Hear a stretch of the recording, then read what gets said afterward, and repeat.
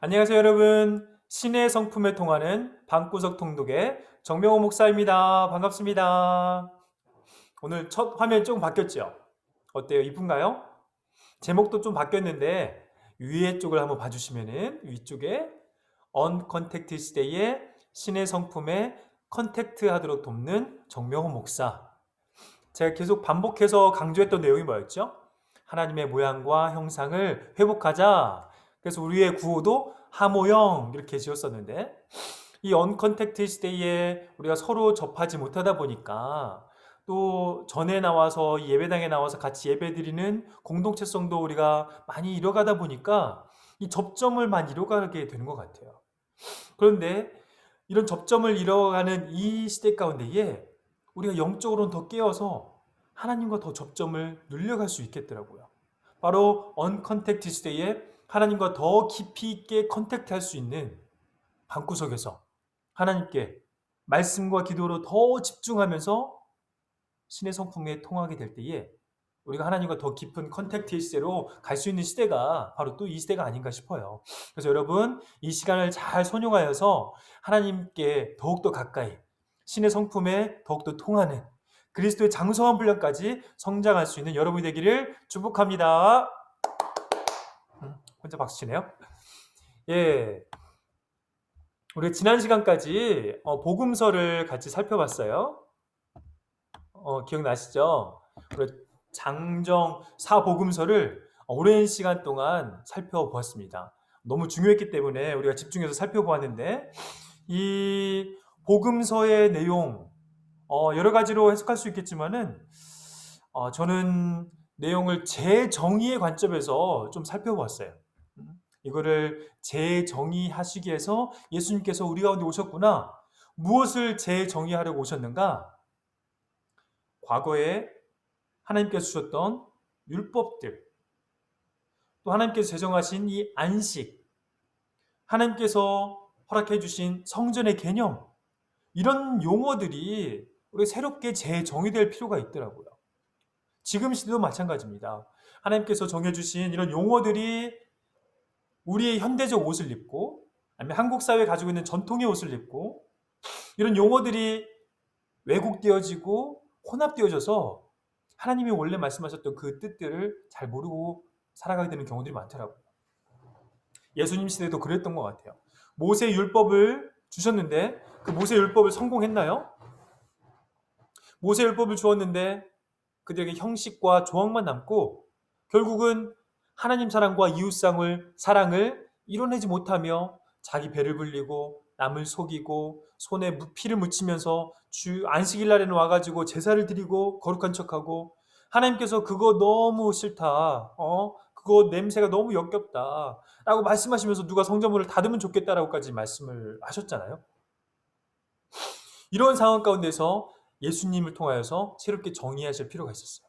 또 성전은 어떻나요? 성전도 마찬가지죠. 이 겉에 보여지는 모습들은 화려했는데 실상 그 내면의 것들은 우상적 요소들을 많이 가지고 있었기 때문에 성전을 또 새롭게 하시기 위해서 예수님께서 성전을 청결하게 하시는 일들을 두 번이나 하시죠. 또 안식일의 개념도 너무 그 본질을 잃어버리고 완전 변죽만 두드리고 있었던 것이죠. 그래서 예수님께서는 항상 무슨 일을 내시면 꼭 안식일 날에 뭘 일을 내셨지요. 안식일 날에 치유하시고 안식일 날에 베데스다 연못에서 38년 된 병자를 치유하시고 안식일 날에 먹을 것을 또 안식일 날에 눈먼 자를 안식일 날에 병자를 일으키시고 이런 일들을 안식일 날에 하시면서 종교 지도자들과 신학적인 대립각을 세우시면서 안식일을 새롭게 정의해 주시는 그런 사역을 감당을 하셨습니다. 왜 예수님께서 이런 일들을 하셨을까요? 하나님이신 예수님께서 왜 성육신하셔서 우리 가운데 오셔서 이런 일을 하셨을까요? 이 율법을 새롭게 하시고 율법을 포기하지 아니하시고 율법을 새롭게 정의해 주시면서 우리와의 관계에 맺으셨던 그 언약을 회복시키기 위해서 그러셨던 것입니다. 우리 잘 알고 있는 것처럼 하나님께서 아브라함과 횃불 언약을 지으셨죠. 횃불 언약을 맺으실 때에 이 짐승을 쪼개고 그 가운데를 당사자들이 지나가야 되는데 아브라함은 안 지나가고 누가 지나갔어요? 하나님께서 그 횃불이 하나님의 현현인 횃불만 지나갔죠. 이 언약이 깨어지게 되면은 이 당사자가 이 짐승처럼 쪼개져야 되는데 실제 그러한 역할을 이 언약이 우리 인간의 연약함으로 말미암아 우리의 불성실함으로 말미암아 우리 신실하지 못함으로 말미암아 이 언약이 깨어졌는데 우리가 깨어져야 될 이런 상황 가운데에 하나님께서 친히 성육신하셔서 우리 가운데 오셔서 십자가에서 그 몸을 쪼개신 거죠. 이 언약을 새롭게 하시며 새 계명을 주셨죠. 서로 사랑하라. 하나님의 근본 성품은 사랑이십니다. 하나님의 그 본질은 사랑이십니다. 그래서 우리 보고 하나님과 같이 사랑하라라고 말씀을 하고 계시는 거죠. 이를 위해서 우리 안에서 변화되어지는 것들은 행동이 아니었어요. 겉모습이 아니었어요. 속사람이었어요. 마음의 할례를 행해야 되지 겉에만 화려하고 종교성을 충분히 갖춰봤자 잎사귀만 무성한 무화과 나무와 같은 모습일 뿐이지 우리가 진정 능력 있는 그리스도인으로 정말 하나님 나라를 이 땅 가운데 실현시켜낼 수 있는 그러한 주체자로서 삶을 살아갈 수가 없기 때문에 예수님께서 계속해서 제자를 집중적으로 훈련하셨죠. 제자를 가르치시고 그 내면을 바꾸시려고 하시고 생각을 바꾸려고 하시고 가이사랴 빌립보에서는 집중적으로 대중을 좀 멀리 하시면서 제자들만 교회론과 기독론과 종말론을 가르치시면서 너희는 나를 누구라 하냐 하시면서 제자들에게 또 집중해서 훈련하신 거 보게 돼요. 이런 모델이 필요했기 때문에 훈련을 통하여서 제자를 양성하시려고 하는데 이런 제자들이 한 번에 되어지지 않았죠. 우리와 같은 동일한 성향의 사람들이에요.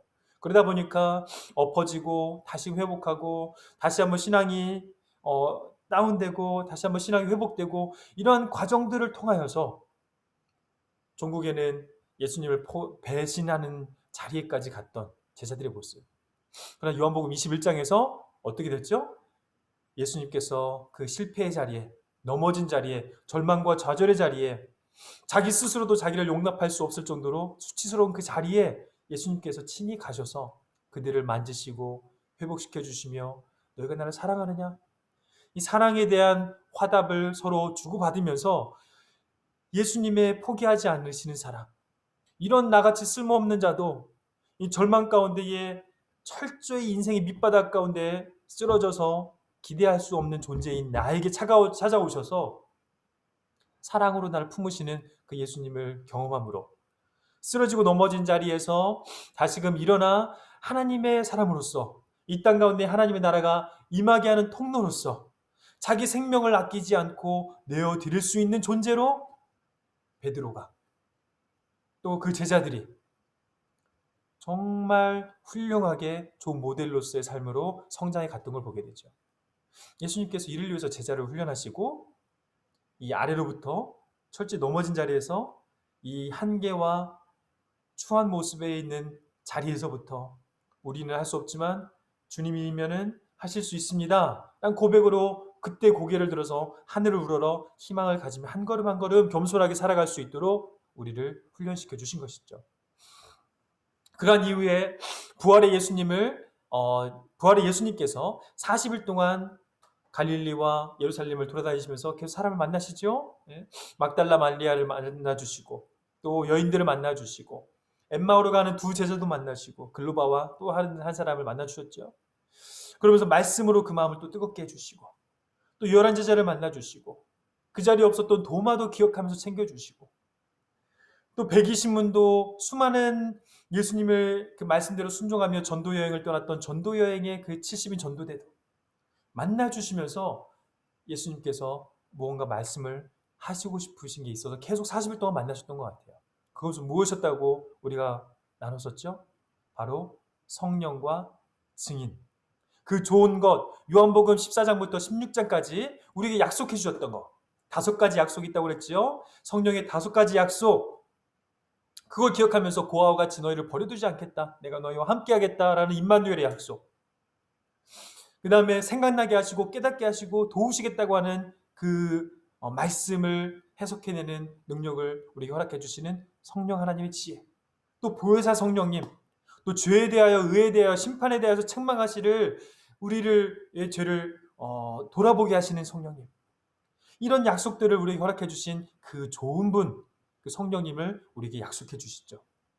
그러면서 너희들이 성령을 받을 때까지 이 성에서 기다려라. 예루살렘 성에서 기다려서 성령 받으라. 성령 받고 난 다음에 너희들이 증인의 삶을 살으라라고, 그러면서 그 증인의 삶을 살아가며 하나님 나라를 이 땅 가운데 편만하게 확장해 가라 라고 예수님께서 부탁을 하시면서 우리가 그 제자들이 보는 가운데서 감람원에서 보신 그 모습대로 다시 오실 것을 우리에게 약속해 주시며 올라가시죠.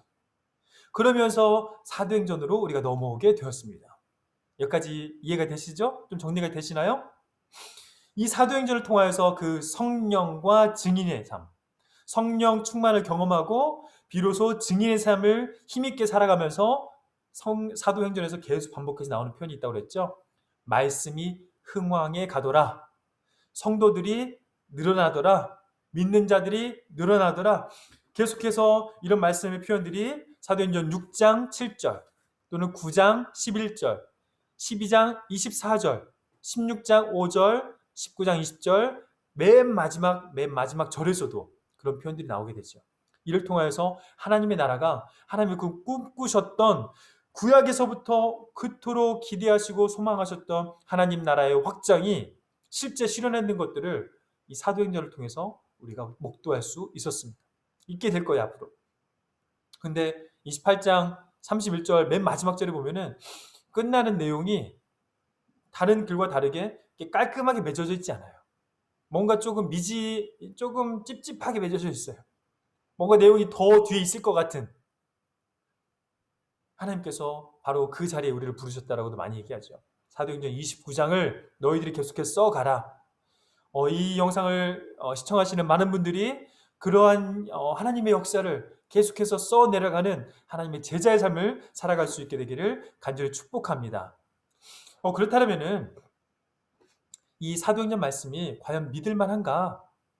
이 사도행전 말씀 우리가 과연 신뢰할 만한가? 이것에 대해서 한번 짚어볼 필요가 있을 것 같아요. 허구는 아닌지, 거짓된 내용은 아닌지, 그런 내용은 우리 다음 시간에 살펴보도록 하겠습니다. 우선 여기까지 하고 마무리하도록 하겠습니다. 감사합니다.